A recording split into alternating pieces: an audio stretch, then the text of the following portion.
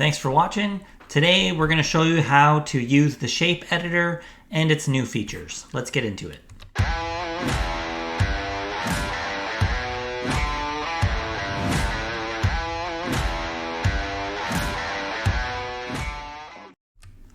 Okay, so within the shape editor, within the last, I think, 3 updates in Mozaik, they've added a feature for the shape editor to shape it from the front, from the side, and from the top.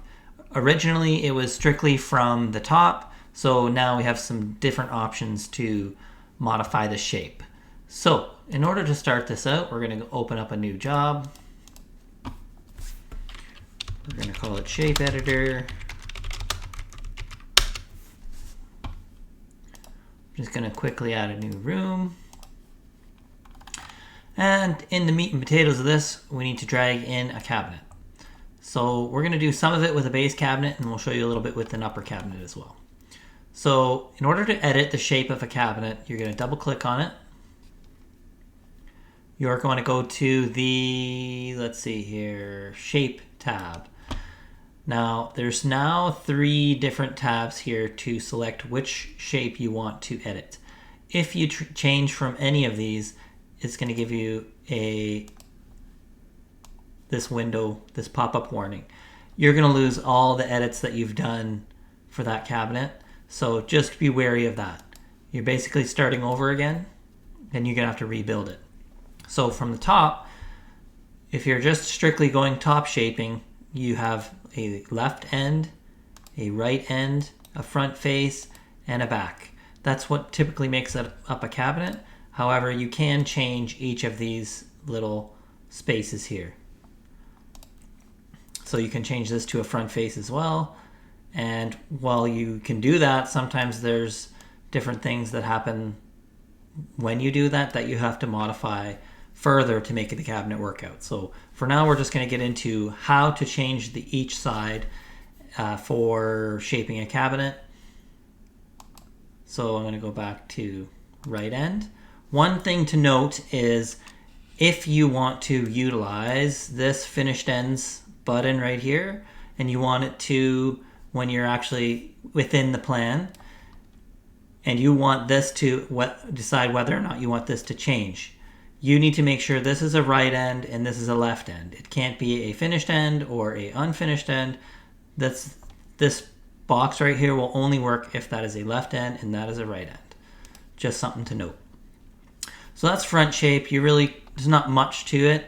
You can change each piece individually. You can change the back to another face. You can't have 2 front faces. It'll give you an error. So you would have to make your back face maybe the right face, or there's one that's back face somewhere here, back face. And then that way you can go in your face tab and go to back face, and you can add doors, drawers, whatever, to the back side. So as you can see, double-sided cabinet. Okay, back to the shape editor, we're going to go front view. So this time we're going to edit front shape. It's going to remove everything. And of course you can edit, I'm not going to get into the part editor style here. You can add different angles and stuff like that. Go to my part editor video if you want to know how to change and edit the actual shaping. I just wanted to show you how to utilize these new tabs here. So we're going to click OK. I'll leave that in there. So as you can see, because I'm shaping from the face, you now have an option to slope a cabinet's top edges, which is nice. It does get tricky to figure out exactly how you want things to work out. Perhaps you want that to be a top as well. And this is where I'm talking about you need to get into modifying things to make them work properly. So I really would need a full top, not stretchers, for that to work. Also bear in mind your door hinging, because your doors now, if this swings out and this roof line is actually sloped like this, this door is just going to hit as soon as it opens. So That's something else you'd have to do. Probably have to change this to a door swinging left.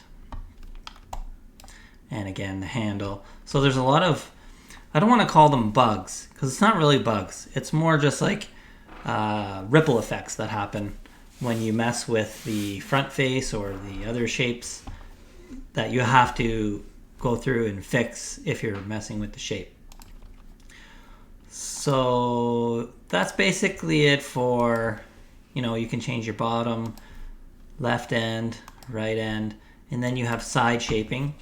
Side shaping is, we're going to edit that, and we're going to get rid of all of that.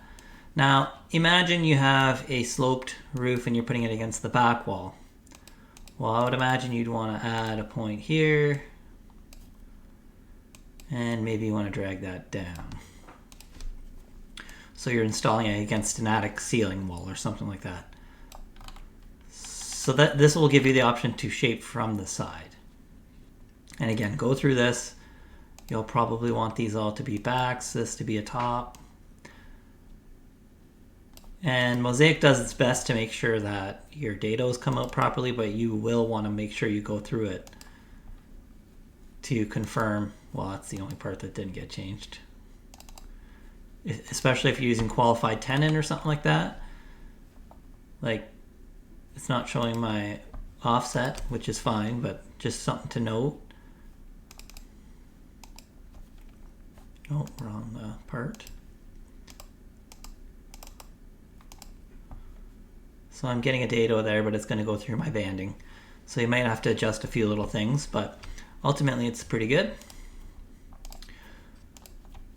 So that's pretty much it for shaping. It's really straightforward. They did a great job of implementing this, and this is a tool that if you're doing custom attics and weird spaces and stuff, you'll probably be using it quite a bit. And yeah, thanks for watching. Have a great one. If you're eager to dive deeper into Mozaik, enhance your shop, or explore the possibilities with CNC routers and 3D printing, you're in the right place. Your feedback drives our content, so subscribe to stay updated with the latest tutorials and tips. Watch out for our next video.